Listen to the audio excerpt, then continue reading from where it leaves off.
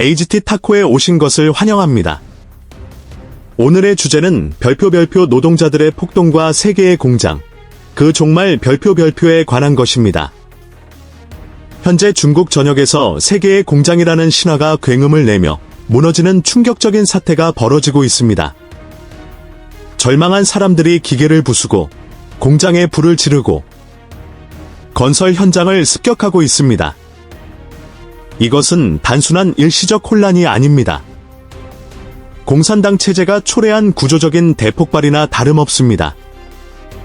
프리덤 하우스의 조사에 따르면 2025년 상반기에만 1219건의 시위가 발생했습니다. 이는 전년 동기 대비 66%나 폭증한 수치이며 그 기세는 더욱 가속화되고 있습니다.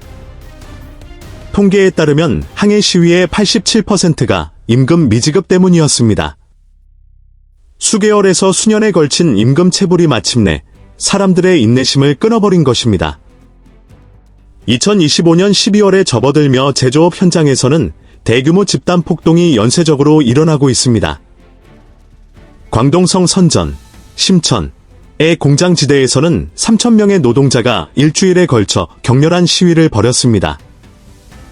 산시성 시안의 한 마을에서는 2025년 2월부터 임금 체불로 고통받는 작업자들이 관공서로 세도했습니다.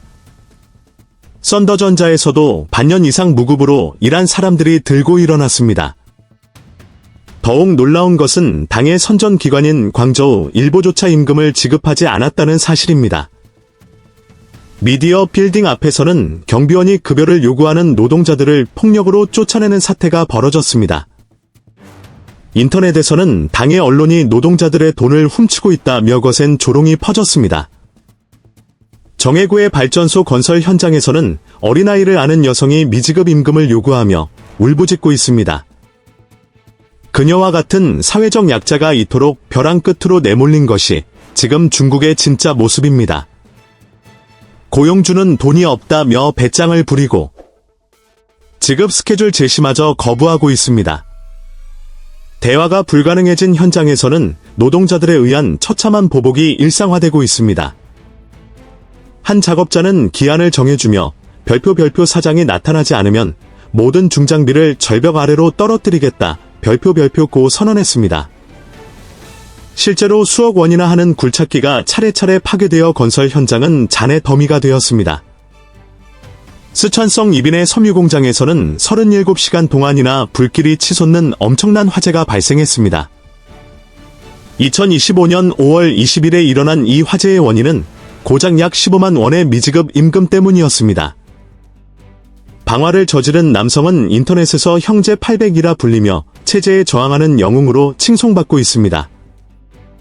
단지 그 푼돈 때문에 수십억 원짜리 공장이 잿더미가 될 때까지 그들의 분노는 사그라들지 않았습니다. 충칭의 공업단지에서도 급여 지급을 거절당하자 거대한 창고가 화염에 휩싸였습니다.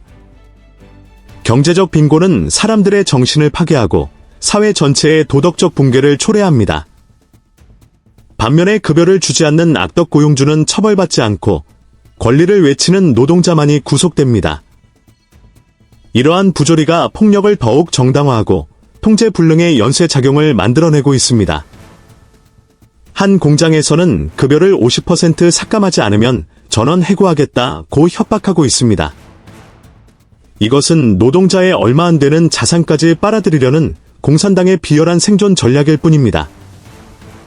기업이 일부러 급여를 늦추는 것은 그것을 무이자 운전자금으로 이용하기 때문입니다. 1000명의 노동자가 있다면 약 11억 원 이상의 자금을 이자 없이 굴릴 수 있다는 계산이 나옵니다.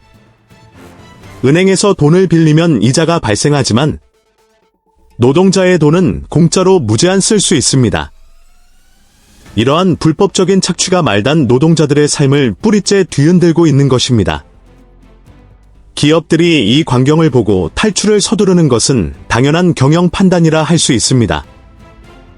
폭동이 일상화된 나라에서 안정적인 생산과 투자를 지속하는 것은 더 이상 불가능하기 때문입니다. 29년 동안 운영된 소니 정밀 공장의 폐쇄는 외국 자본의 신뢰 상실을 상징합니다. 후이저우의 하이테크 산업을 지탱하던 거대한 거점이 사라졌고 주변 공급망은 파괴되었습니다. 소니의 퇴직금은 두둑했는데 이는 떠나는 기업이 보여준 마지막 정직함이었습니다. 근속 20년의 기술자에게는 약 4,200만 원에 가까운 보상금이 지급되어 중국 내에서 부러움의 대상이 되었습니다. 이는 자국민을 착취하기만 하는 공산당의 모습과 대조되며 더욱 부각되었습니다. 현재 중국 숙련 노동자의 월급은 약 110만 원을 넘어서며 타국과의 비용 경쟁에서 패배하고 있습니다. 반면 베트남과 태국에서는 같은 작업을 몇 분의 1 비용으로 실현할 수 있습니다. 또한 미국 수출에 관해서도 멕시코 등을 거점으로 하는 것이 관세면에서 훨씬 유리합니다. 캐논, 니콘, 파나소닉 등 일본 기업들도 차례로 중국 거점을 축소하고 있습니다. 도요타는 광저우와 오한 공장을 폐쇄하고 미쓰비시 자동차는 시장 완전 철수를 준비하고 있습니다. 독일 폭스바겐도 창사 공장을 닫았고 한국 삼성도 이미 생산 거점을 옮겼습니다. IBM은 중국 내 R&D 센터를 폐쇄했고 마이크로소프트도 거점을 해산했습니다. 소매업계에서는 까르푸가 점포를 대폭 줄였고 스타벅스도 사업 지분의 과반을 매각했습니다. 빅토리아 시크릿마저 2026년까지 완전 철수를 공식 발표했습니다. 상하이의 금융가, 별표 루자주의, 로지어즈와이, 별표의 마철로에서도 불빛이 계속 꺼지고 있습니다.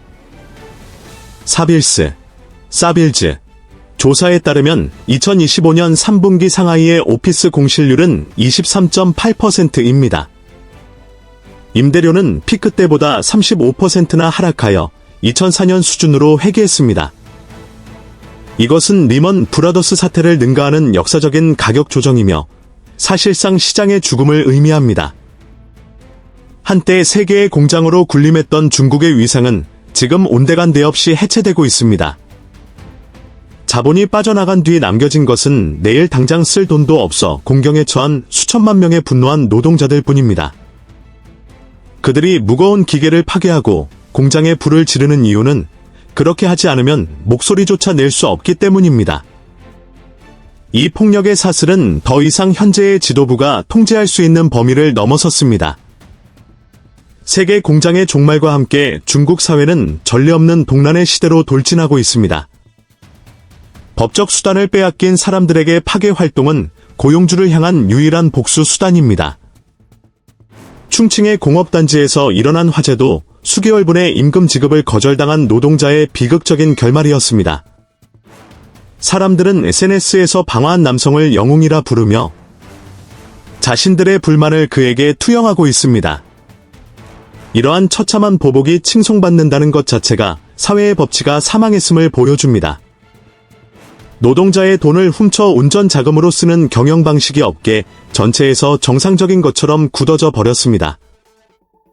이러한 착취를 견디다 못한 사람들이 마침내 중장비를 절벽에서 떨어뜨리는 폭거에 나서기 시작했습니다. 수억 원의 가치가 있는 굴착기를 파괴하는 행위는 그들에게 마지막 저항입니다. 더 이상 대화는 성립되지 않고 현장에는 살벌한 증오의 연쇄만이 남아 있습니다. 더 이상 중국에는 예전과 같은 안전하고 효율적인 생산 기지가 존재하지 않습니다. 공장 문이 닫힘과 동시에 사람들의 활기가 사라지고 도시는 유령도시, 고스트타운로 변해갑니다.